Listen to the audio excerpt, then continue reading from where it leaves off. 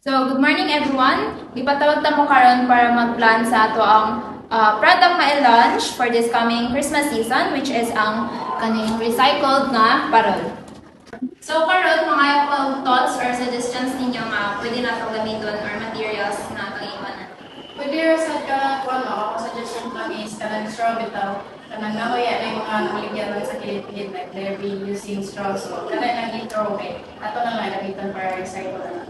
I have suggestions that pwede na siya na nagiging para kanang wala na tayo gasto ba niya na para mas matakot na po. Ako sa ika-suggest mo is pwede na mo kung use of plastic na kanang gamit para sa pag. Ako ika-suggest mo kita ng mga water bottles para sa eco-friendly siya than less of garbage. Ma'am, kung kailangan natin yung tayo sa paggamit ko, kung mga kami bagay ng dapat tawag kami na. Dali na kami sa pangitaw, lahat na lang siya. Pag-hirap ko ana. So, kung kanang ko amitan ka supplier sa atong or umita ta kanang place mo asem sa kaning ana no para makahimo na ta like no. Yan, allocate yung tawag, kung ano, budget sa finance. So, ang yung mga ideas kayo, okay ra jud kaayo, then imuha na nato siya letter para ato na siyang ikon sa finance, then isend na nato sa director. So, thank you and dismiss.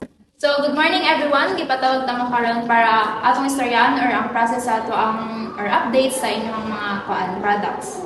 Yan ang i-approve na dahil sa finance ang budget allocation niya. Ya, pagka ako mag-approve sa anong budget ma'am kay kuan sa di process na mo dahil kung asa mi mangita. So, na namin nakitaan para sa ato ang materials para sa atong launch na product. So, okay na ang atong sige, tawag atong product ay kanang materials. Bagging. So, okay atong bagging ug other materials para gamiton sa atong bagging mo sa atong products. So, pwede na nato sundan. Ang kulang kay date na naman, para sa magsubod. Okay. So, if date na lang atong kulangan, kay ato na siyang mag-set ta og date kung ano sa tanong mo sa ato ang product. So, thank you everyone and ako na siyang i-kuan sa ato ang finance and staff director. Thank you. Good morning, ma'am. So, naabot na po mga materials para sa atong imo na product, ma'am. Yan, ang gubat, kay naabot siya diri. So, okay, ipatan mo dira para dili kayo ka na gubot. So, sila ma'am, pagkaabot sa materials nato, kay ilan na dahil pinimo para dali ka maaman sa produce sa product o para ma-launch po nato dayon before Christmas. Muna siya isa sa nahuman. Wow, very good. And maon yung ikadakaman. So, nice to your result, ma'am, kay ang atong kanang materials na nagamit, kanang nindot yun, guys. Yeah, dili po ta makuha sa materials since kanang sakto ra ang ato ang nindot. May supply. So, malay na tayo.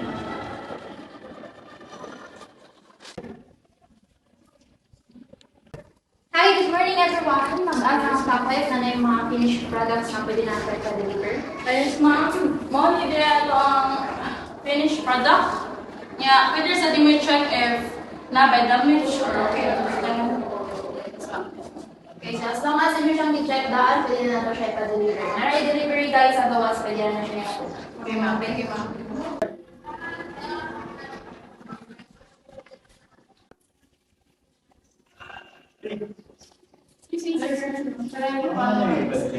Yes, money. Thank you. Thank you, sir. Bali mga kanita ng products niyo. Yes, sir.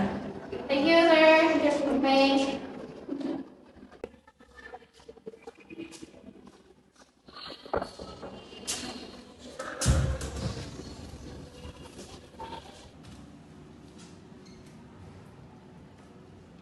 Good afternoon, ma'am. Ipabalik din yung band products mo kay awa. Na yung band defect ng area mo. Na ilang sa pailistan mo. Sige. Ang mga nang i-report dito sa higher ups, niya mo i-check, i-double check mo. Ano mo? Ako, nililin nila mo. Una na mo. Thank you. Thank you.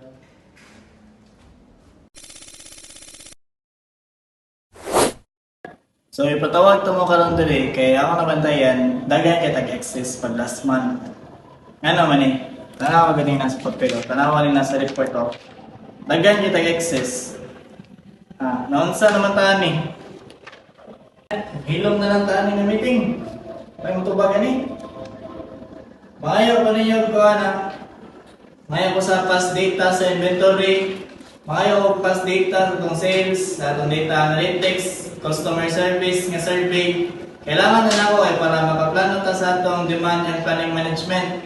Kaya di ni pwede nga daghan kita access. Agansi kay itong kumpanya ni. Sabot mo? Yes, sir. Okay, dismiss na. So, nakakita na ba mo og supplier na to para sa the raw materials o machines? So, about sa supplier, nakita namin. So, kato na supplier kay kanang ang nakalindot niya kay consistent siya ma-deliver and kanang next po the quality ang product kanang decide na kay kanang barato pa niyang product. So, which is kanang makakontak kanang higher na profit. Anahara ba tayo ang backup na supplier ever ka na siya na yung tigil na siya mo? Anahara ba?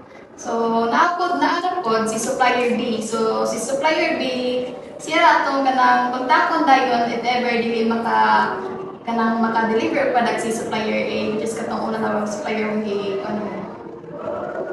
Okay, so sa machine naman sad kay nanatay ka na machine nga pwede gamiton like kasi cutter. And yan, na-check na sad na siya, working naman sad. And then si katong pang molder, okay na sad siya, na-check na sad to. So ipatawag to mo karon kay mga yung update sa itong production dili karon. In terms sa supplier sir, kay okay ra kaayo kay walay nagkakanang aberya and kanang ilang mga kanang quality silang mga raw materials na gi-deliver nato kay mga okay ra sa to nindot. So in terms sa mga machine sir, kay okay ra sad kayo siya paspas sa pag-produce sa product kay nindot man tong mga machine nga atong napalit. Yeah, how about sa quality sa itong product? Paspas na ba ang produce? Tarong ra ba? Nindot ra ba itong quality? Kumusta man ang update na? In terms sa itong product nga concern, good sa quality din. Paspas ako nag-produce, hindi ka na naman sa ang machine. So, Yeah, so far sa itong mga products, wala ra tayong mga delay sa pag-deliver na to. So far, sir, kaya ka na, okay ra din siya nakadeliver din sa itong mga products. So maayo no, kay wala yung mga delay sa itong kuhan. Pasabot to na nindot na itong production, nindot na itong pag-manage sa itong production. So keep up the good work niya. Hatagan na niya itong mag-bonus ano. So may pagpiliin na ito niya, kinsa kayo itong gahandle sa itong inventory dali? sir ako sir. Ikaw, no? Yan yung pwede ginahin mo sa nanan. Kumusta ka na itong mga materials? Sakto ba pagka-manage ang inventory? Basta yung ma-short to sa itong materials, kusulbi ang products ko. So, parang sir is gamay na lang dyan ito ang raw materials. So, nagpabot pa dyan may kung ano sa mga bundong ipa-deliver sa mga. So, sir, mauna na niya itong raw materials, sir. Gamay na lang siya. So, nag-expect ko nga ugma is maabot ang mga raw materials na among i-order. Yeah, aso nga ng uban materials sa gamitan na ito. Nara please, sir, ako lang i-restore. Ayun. Yeah. Update niya ha, kumabot ng mga materials na to para mas mapaspas pa niya ang production sa ito mga products. Sir, yes. May ka, laban na rin. Patawag na mo dahil ka lang kay pricing pa sa itong items. Pila, mga tanaw niyo, pila ganito ang materials ng gasto na ito. Contract, sir, almost 300K ang gasto sa raw materials. 300k. Yeah. Pila mo na itong electricity ka lang ng buwan. This month, sir, kay may kuha siya og 50K. So far, sa 50K naman po. 50. So, 350 tanan na ito ang gasto Yes, sir. sa product na ito. Yeah. Pila ka buka itong product na yun? Ang product na namin mo sir is estimated 3,500. 2,500. So, ato na yung by pag 100 din yung atong kuhan. So, wala pa ilabot sa kuhan na ito. Atong buktang ka lang, maligyan na ito 250 para sa itong labor. So, atong i-expect ano yung profit for ang kuhan. Gross income na ito ay 875,000. Profit na kuhan is 575,000 kay 50 man na itong kuhan ka. 50 man ka, 300 yung materials niya, 50,000 electricity. So, isa na ta, 250 atong baligya each item. So, nindot man sa, validad man sa mga item. So, kaya na, dismiss na. Fine na ito nga, baligya na ito 250. Everyone, nga naman eh. Nanawag si company na kung delete ko na kayo ilang products nga ipa-deliver. Sa din yun, ito po ni Day. Kuan man siya, sir, kanang ang delivery truck sa atong materials is nabuba ang makina tapos mao na delay ang pag-deliver kay kanang tungod lagi ato ang makina sa truck is na damage. So nagdugay pud kayo na send pa ang mga truck pa. So mao nang delay jud ang mga products na deliver. Ano na, dapat i-make sure na ninyo nga atong extra or ang atong backup na delivery truck na siya always. Kaya di ba ito makabaw sa may tabo sa pag-deliver o sa takabaw sa panahon. Muna dapat good condition na itong mga backup. Kanya good condition po na itong mga ipanggamit ng truck.